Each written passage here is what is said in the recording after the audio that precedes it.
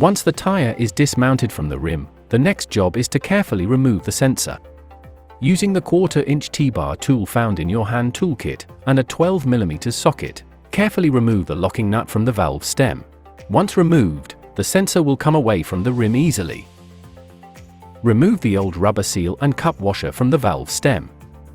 The grommet tool found in your hand toolkit will aid this process, as these components can be tough to remove. Angle the valve so that it easily detaches from the sensor by sliding it back and away from the sensor body.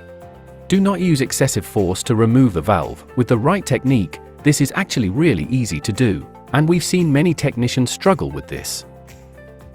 Identify the correct replacement valve. Place the new valve stem into the sensor, angling the valve and sliding it through the fixed metal plate, in a reverse of the removal process. Now place the metal cup washer and sealing grommet over the valve stem, ensuring that both the washer and seal are correctly orientated.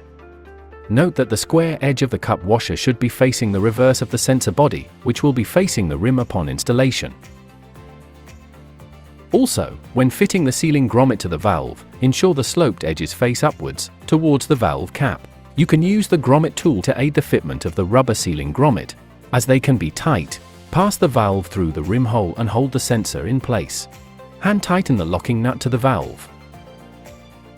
Use your TPMS torque wrench to fasten the locking nut to 8 Nm. Now remove the valve cap and put this to one side, whilst we check that the valve core is correctly installed, using the preset valve core torque tool.